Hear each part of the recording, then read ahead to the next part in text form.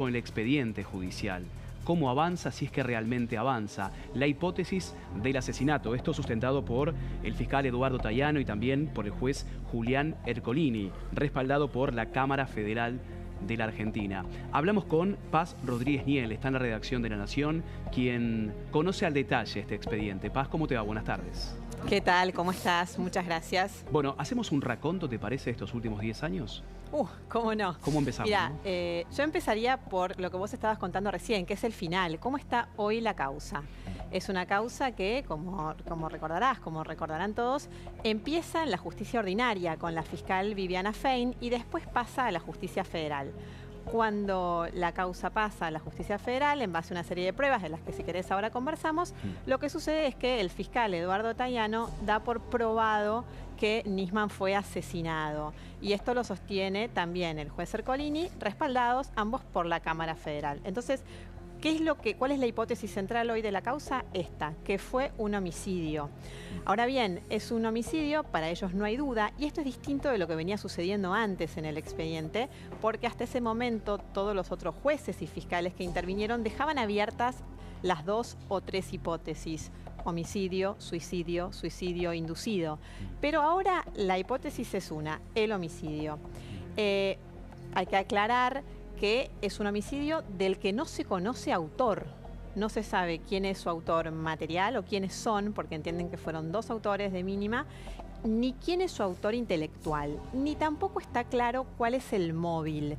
Se entiende que se habría tratado de un homicidio vinculado con el trabajo que hacía el fiscal Nisman, que es ni más ni menos que investigar el mayor atentado de la historia de la Argentina, que fue el atentado a la AMIA.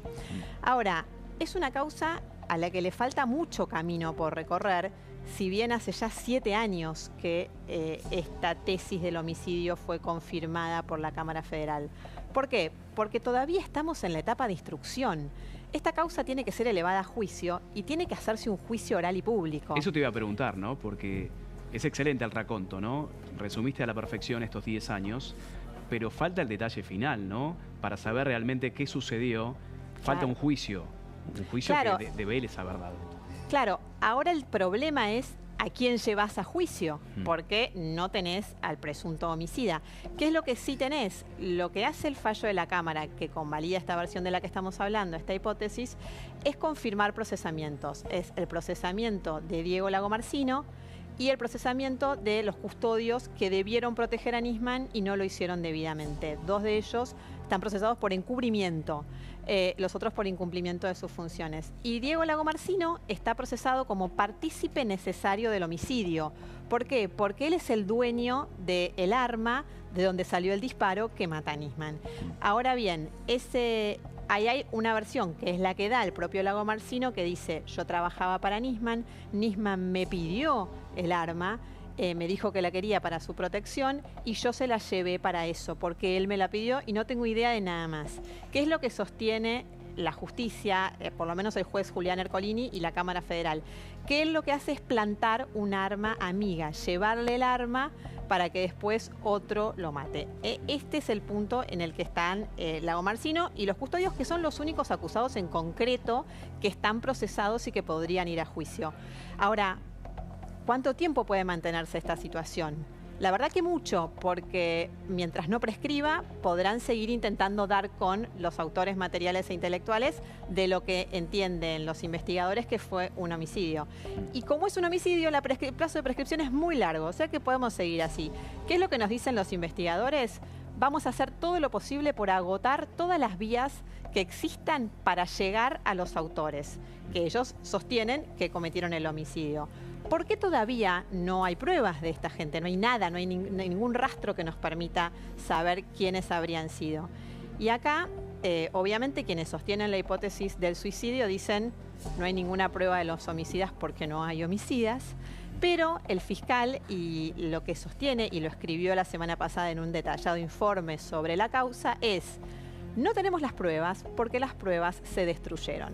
Porque cuando se hizo la primera parte de la investigación... Estamos hablando de la escena del crimen, ¿no? Que también hay un camino también por develar allí. ¿Qué pasó esas horas posteriores? Y también la presencia de Sergio Berni, ¿no? Fue Claro. muy polémica esa escena del crimen. Lo que está pasando ahora en la causa es que de algún modo lo vinculado con autores materiales y con qué pasó, si lo mataron o no, se dio por cerrado hace ya mucho tiempo, hace 7 años. Que ahí hay toda también una polémica porque esto se basa en un informe de la Gendarmería Nacional que tiene puntos que no terminan de coordinar con un informe previo del Cuerpo Médico Forense de la Corte en cuanto a si fue un homicidio o un suicidio. Lo que dice la justicia es que son compatibles los dos informes. Pero bueno, en definitiva, corriendo eso de lado, en los últimos años en lo que se ha concentrado la investigación es en investigar 2 partes. Una parte que son, ellos llaman irregularidades, que lo que investiga es lo que pasó en el departamento de Nisman cuando descubren el cuerpo y cómo se investigó eso, y ahí dicen, entre otras cosas, hubo 80 personas, ahí hubo una intención, sospecha la Fiscalía, de tapar las pruebas, y ahí estaba Bernie. Entonces Bernie, que era el secretario de Seguridad, tiene responsabilidad o podría tenerla, por eso lo imputan. Y después hay otra parte que es el encubrimiento, donde todavía las imputaciones no están tan claras, pero lo que está haciendo la Fiscalía ahora es decir, bueno, a partir de quienes habrían, según su hipótesis, tapado el homicidio para que parezca un suicidio, ver si así incluso no pueden llegar a los autores de lo que ellos sostienen fue un homicidio. Te consulto por el rol de los custodios, ¿no? Ya explicaste en detalle la participación, según la justicia, de Diego Lagomarsino y el arma.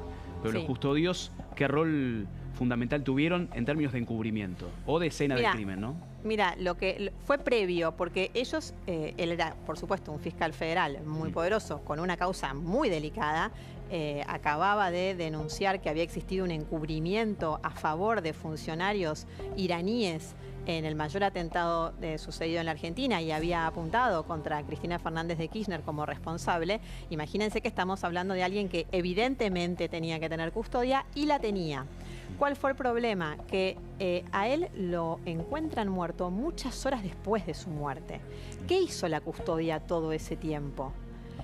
Bueno, evidentemente no actuó como debió haber actuado. Los custodios dicen que Nisman era muy riguroso con ellos y que no lo molestaban porque no le caía bien y que él estaba trabajando. Pero la verdad es que está claro que, más allá del resultado, obviamente su trabajo falló, que no siguieron, esto es lo que dice la acusación, las buenas prácticas que deberían haber seguido. E incluso de manera tal de ser parte de esto como encubridores de este hecho. Pero lo cierto es que no dejan de ser los custodios de algún modo secundarios, así como decimos técnicamente es partícipe necesario Lagomarsino, los custodios tienen un rol secundario y lo que nos falta es los autores. Pero bueno, la verdad es que todavía no se vislumbra quiénes son ni quiénes habrían sido en el caso de que se demuestre este homicidio, ¿no? ¿Cómo queda parada la fiscal inicial, Viviana Fein? La nombrabas, ¿no? En términos de la investigación o lo que sí se pudo haber hecho y no se hizo en ese momento. Mira, a ella una cosa de la que ella no está imputada, así como sí hay otra gente que está imputada por su rol en relación con la causa, a ella no, por lo menos, no está citada indagatoria y no tiene, sí está imputada, pero no tiene no fue citada a dar explicaciones sobre la cuestión.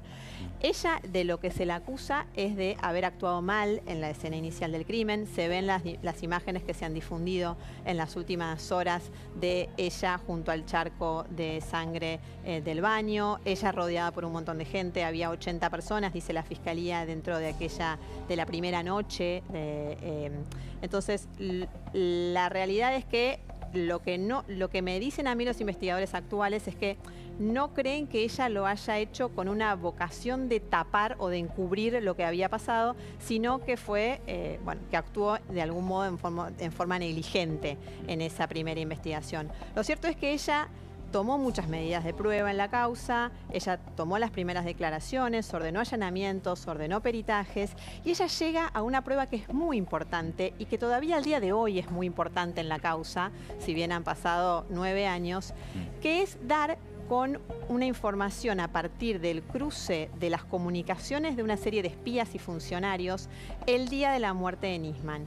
Cuando Nisman ya estaba muerto, pero el mundo no lo sabía, justamente por esto que hablábamos de que se supo muchas horas después, hubo cantidades de llamadas cruzadas de espías muy importantes en aquel momento. Ahí estaba el propio Estiuso, que era un hombre muy cercano a Nisman, Pocino, Massino. Ahí estaba Milani, que era el jefe del ejército y que venía del área de inteligencia. Hay un montón de llamadas y una actividad inusual para un domingo con cruces de toda esta gente. Entonces, ¿por qué? ¿A qué se debe? ¿Es casual o esta gente sabía algo cuando el mundo no sabía lo que había pasado ahí adentro? Bueno, esta es una muerte que a esta altura del partido creo que casi nadie duda, está muy atada a los servicios de inteligencia. Lo dice el propio fiscal en su informe de la semana pasada. Había una guerra entre servicios en ese momento y es en eso que se inscribe la muerte de Nisman.